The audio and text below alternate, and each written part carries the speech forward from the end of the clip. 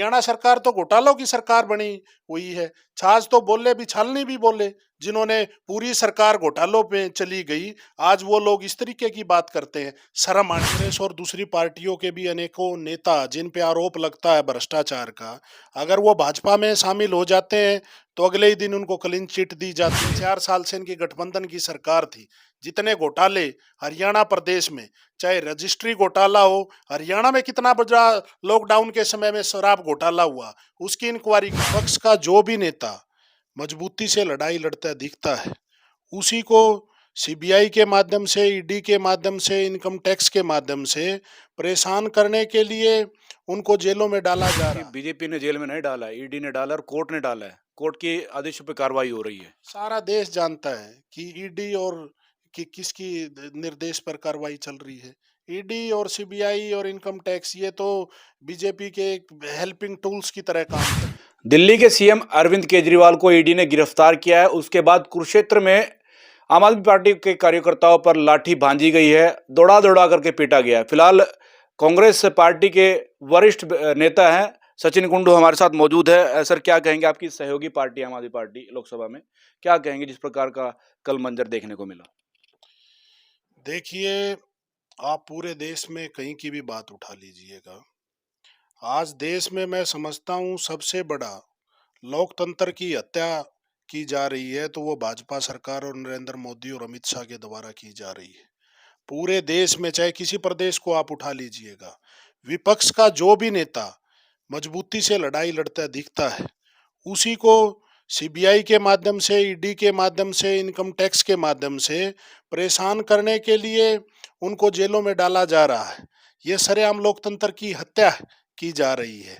लोकतंत्र में विपक्ष को भी अपनी बात कहने का अधिकार होता है, लेकिन इनके खिलाफ जो भी आवाज उठाता है, चाहे इनको कोई हथकंडे अपनाने पड़े, उस हथकंडों पर मैं समझता हूँ आज प्रदेश और देश में जिस तरीके के हालात हैं, लोकतंत्र और संविधान सबसे ज्यादा खतरे में इस समय में है। कोई लोकतंत्र नाम की चीज दबी नहीं, बची नहीं हुई है और सबको दबाने की कोशिश की जा रही है भाजपा के द्वारा। जो बीजेपी के जो मंत्री है, नवनियुक्त मंत्री महिपाल ढांडा, वो कह रहे हैं कि केजरीवाल चोर था, इस करके उसके ऊपर कार्रवाई हुई है। और ऐसे शराब घोटाले में लगभग 35 लोग हैं जिन पर ऐसी कार्रवाई हो रही है, और हेजिटेशन करने की जरूरत ही नहीं, कोर्ट में जाएं।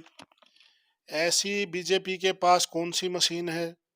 जो भी आदमी किसी भ्रष्टाचार में शामिल मिलता है, कांग्रेस और दूसरी पार्टियों के भी अनेकों नेता जिन पे आरोप लगता है भ्रष्टाचार का, अगर वो भाजपा में शामिल हो जाते हैं तो अगले ही दिन उनको क्लीन चिट दी जाती है।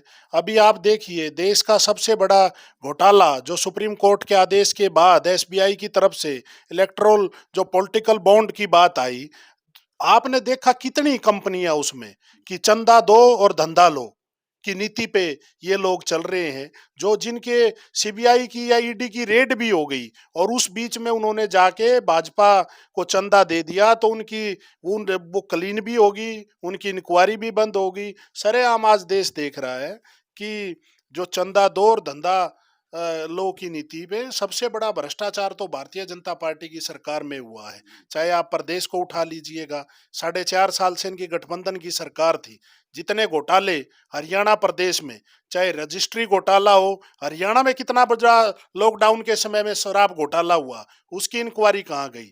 चाहे धान का घोटाला हो, चाहे चावल का घोटाला हो, चाहे पेपरों का घोटाला हो, हरियाणा सरकार तो घोटालों की सरकार बनी हुई है। छाछ तो बोले भी छालनी भी बोले, जिन्होंने पूरी सरकार घोटालों पे चली गई, आज वो लोग इस तरीके की बात करते हैं। शर्म आनी चाहिए। तो क्या लगता है, चुनावी द्वेष के चलते अभी चुनाव सिर पर इस करके द्वेष भावनाओं से काम हो रहा है? निश्चित तौर पर भाजपा राजनीतिक दवेश की भावना से पूरे, मैं समझता हूं दिल्ली और हरियाणा ही नहीं, पूरे देश में आप किसी प्रदेश की बात उठा लीजिएगा, चाहे सेंटर की बात उठा लीजिएगा, हर जगह राजनीतिक द्वेष के कारण नेताओं पे कार्रवाई की जा रही है और संविधान आज पूरे तरीके से खतरे में है। ये देश की जनता देख रही है। सीबीआई, ईडी, इनकम टैक्स, इन एजेंसियों का दुरुपयोग करके लोगों को आज किसी की हिम्मत नहीं। कोई नेता अगर बोलता है तो सुबह उसके दरवाजे पे ईडी खड़ी मिलती है, सीबीआई खड़ी मिलती है। देश की जनता देख रही है और आप देखोगे चुनाव में इसका बहुत भारी रिएक्शन आपको देखने को मिलेगा। प्रदेश की जनता और देश की जनता सब देख रही है। 24 के चुनाव का अब इंतजार कर रहे हैं। अब चुनाव की लोकसभा की डेट अनाउंस हो चुकी है। आप देखोगे जब चुनाव के नतीजे आएंगे, देश से भाजपा को जाना होगा और नरेंद्र मोदी और अमित शाह का ये घमंड तोड़ने का काम इस देश की जनता करेगी। महिपाल जी कह रहे हैं कि बीजेपी ने जेल में नहीं डाला है, ईडी ने डाला और कोर्ट ने डाला है, कोर्ट के आदेशों पे कार्रवाई हो रही है। सारा देश जानता है कि ईडी और कि किसकी निर्देश पर कार्रवाई चल रही है। ईडी और सीबीआई और इनकम टैक्स ये तो बीजेपी के हेल्पिंग टूल्स की तरह काम कर रही है। जो डायरेक्शन, ऐसा क्या कारण है कि किसी पे रेड लगती है और वो सुबह बीजेपी में शामिल हो जाए तो वो साफ हो जाता है। चुनाव का शंखनाद हो चुका है, कांग्रेस अभी तक अपने प्रत्याशियों की लिस्ट जारी नहीं करी, क्या मानते हैं, क्या रणनीति चल रही है इसके पीछे? देखिए, हमारी जो स्क्रीनिंग की मीटिंग है वो 2-3 बार की मीटिंगें हो चुकी हैं। मैं समझता हूँ 31 मार्च से पहले-पहले आपको जो हमारे लोकसभा के उम्मीदवार हैं, वो आपको आपके सामने आएँगे और मजबूत और जिताऊ उम्मीदवार हमारा चाहे प्रदेश नेतृत्व आदरणीय चौधरी भूपेंद्र सिंह हुड्डा जी, उदय भान जी जो हमारे प्रदेशाध्यक्ष हैं और हमारे इंचार्ज दीपक बावरिया जी और हमारे जो स्क्रीनिंग के पी चरण भगत चरण दास जी और निरंजन जी उनकी 2-3 चरण की मीटिंगें हो चुकी हैं। बहुत जल्दी आपको मजबूत उम्मीदवार दिखाई देंगे और जहां तक करनाल पार्लियामेंट की बात है, जिसकी नाकामी की वजह से जिस मुख्यमंत्री को 9.5 साल की नाकामी की वजह से हटा दिया गया भाजपा के ही द्वारा, उसी के दोबारा करनाल की जनता पे थोपने का काम भाजपा ने किया है। आप देखना जब करनाल लोकसभा के नतीजे आएंगे, खट्टर सरकार से वो 9.5 साल की हर वर्ग पर, चाहे किसान पर, चाहे नौजवान पर, चाहे आंगनवाड़ी वर्कर पर, चाहे गरीब पर, चाहे मजदूर पर, जो डंडिये और लाठियों से इन्होंने बार बार हमला करने का जब जब उन्होंने अपनी आवाज उठाई, लोकसभा के लोग इंतजार में बैठे हैं। आप देखोगे देश में सबसे बड़ी हार माननीय मनोहर लाल खट्टर जी की आपको देखने को मिलेगी। बड़ा चेहरा चेहरा है मनोहर लाल खट्टर, हरियाणा के मुख्यमंत्री रहे हैं। करनाल सीट पर किस किस की दावेदारी अभी तक पेश हुई है लोकसभा चुनाव को लेकर के, या कोई बाहरी कैंडिडेट आकर के चुनाव लड़ेगा? देखिए, जहां तक माननीय मनोहर लाल जी की बात है, पूर्व मुख्यमंत्री रहे, लेकिन अब कांग्रेस को कुछ कहने की आवश्यकता नहीं है। भाजपा ने अपने मुख्यमंत्री को नकारा साबित करके हटाया है, उसमें कांग्रेस को अब कुछ कहने की जरूरत ही नहीं है। वो तो बड़ी बड़ी जिम्मेदारी दे रहे हैं, बड़ी वो जिम्मेदारी दे रहे तो हैं।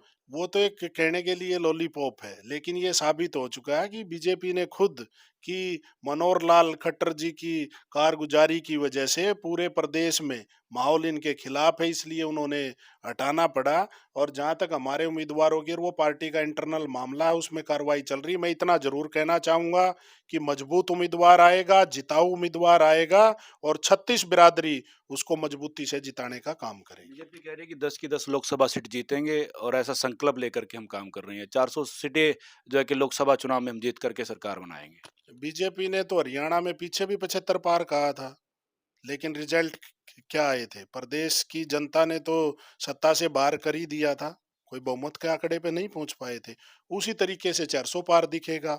और जहां तक हरियाणा प्रदेश की बात है, आप देखना हुड्डा साहब और उदय भान जी के नेतृत्व में कांग्रेस पार्टी 10 की 10 सीटें जीतने का काम करेगी। तो ये थे हमारे साथ कांग्रेसी नेता सचिन कुंडू, जो कह रहे हैं कि लोकसभा चुनाव में 10 की 10 सीटें जीतकर कांग्रेस के खाते में, और राहुल को प्रधानमंत्री बनाने की तैयारी में लोग लगे हुए हैं और उसके लिए कार्य कर रहे हैं। आने वाली 31 मार्च को लगभग तय है कि प्रत्याशियों की लिस्ट जारी हो जाएगी और फिर रण में उतरकर ये बीजेपी को मात देंगे। पानीपत से बोल इंडिया 24 न्यूज के लिए धर्मेंद्र इंसा की रिपोर्ट।